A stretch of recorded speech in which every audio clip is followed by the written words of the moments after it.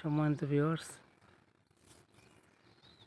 দ্বিতীয় পর্ব শেষ করে তৃতীয় পর্বতে এখন আমি যেটা বলতে চাই যে মানুষ যদি জাহান্নাম থেকে মুক্তি পেতে চায় সেজন্য বেশি বেশি আল্লাহর রাস্তা দান করে, আল্লাহর হুকুম নিয়মিত মানে। এটাই তো মানুষের বড় পাওয়া।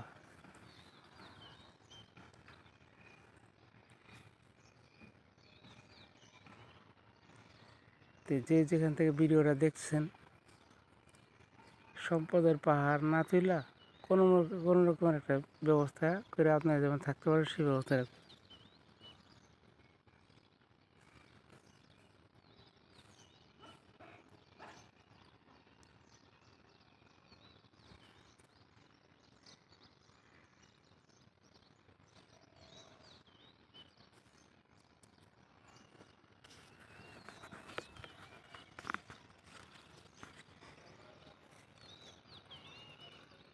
দেখেন সামনে মসজিদ, বিল্ডিং দেখেন একেবারে প্রতিযোগিতা করে তুলতেছে, অথচ মসজিদের দিকে তেমন একটা নজর কারোরই নাই। যে অবস্থা শুরু হয়েছে, তো এটা হলো যে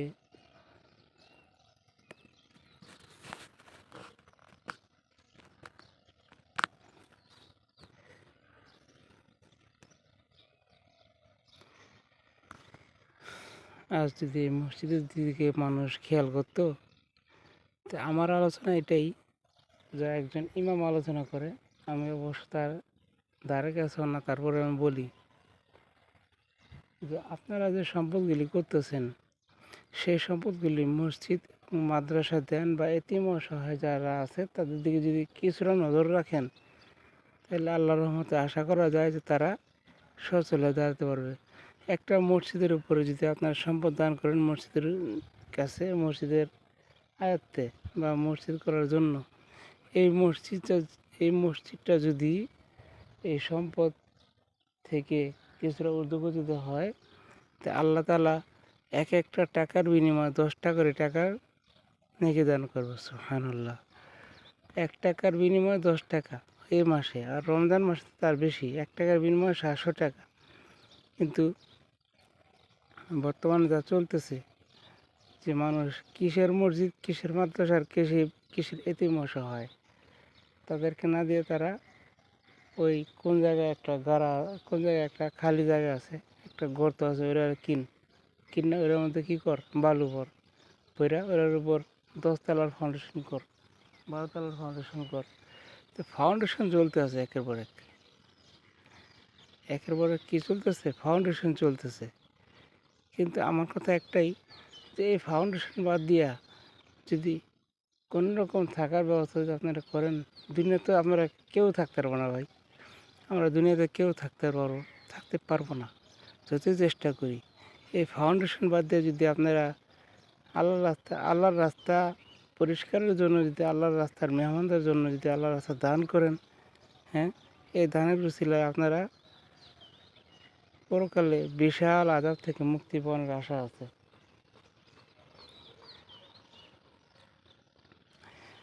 উদ্দেশ্য যে মসজিদটা আমি দেখতেছি, আপনারাও দেখতেছেন, এই মসজিদের জন্য আপনারা সবাই দান করেন। আমি আমার নিজের স্বার্থের জন্য বলতেছি না, আমি পরকালের মুক্তি লাভের জন্য, আপনাদেরকে পরকালের মুক্তি লাভের জন্য বলতেছি। আপনারা সবাই মসজিদ যেখানেই হোক, মাদ্রাসা যেখানেই হোক, এতিম অসহায় যেখানেই হোক, ফকির মিসকিন যেখানেই হোক, তাদের দিকে নজর দেন, তাদের দিকে অর্থ দিয়ে সহযোগিতা করেন। ইনশাআল্লাহ আশা করি দেশ থেকে অভাবমুক্ত হবে, দুর্ভিক্ষ মুক্ত হবে, দেশের পণ্য সামগ্রীর দাম কমবে এবং আল্লাহর আইন, আল্লাহর হুকুম, কোরআনের আইন চালু হবে, আল্লাহ রসুল সাল্লাল্লাহু আলাইহি ওয়াসাল্লামের তরিকাও চালু হবে। এখন আপনারা যদি আমার এই দাওয়াত অনুযায়ী কাজ করেন, ইনশাআল্লাহ খুব তাড়াতাড়ি দেশের মধ্যে সচ্ছলতা, আর্থিক অবস্থা ভালো, এটি ফিরে আসবে। এরই আমার আলোচনা। তাই প্রতিনিয়ত আমি ইনশাআল্লাহ আমার ভিডিওতে ইসলামিক আলোচনা করার চেষ্টা করব, প্রাকৃতিক দৃশ্য তার মাধ্যমে দেখাবো এবং ইসলামিক আলোচনা চলবে। তাই আমার ভিডিওটি যারা দেখতেছেন বা দেখবেন, তারা সবাই সম্পূর্ণ আলোচনা দেখবেন, শুনবেন, ভিডিও দেখবেন, আলোচনাও শুনবেন আমি কি বলতে চাই। তাই সবাইকে আমার বলার উদ্দেশ্য এটাই যে আপনারা সবাই আল্লাহর রাস্তা দান করবেন। সম্পদ পাহাড় পরিমাণ না করে সামান্য পরিমাণ করবেন। এই সামান্য পরিমাণ করার বিনিময়ে যে নেকিরা আপনারা পাইবেন তা অবশ্যই আপনাদের জন্য হবে, কিন্তু এর থেকে আপনারা এতিম, অসহায়, গরিব এদেরকে সাহায্য করবেন আর আল্লাহর রাস্তা দান করবেন। এটা আমার আপনাদের কাছে চাওয়া।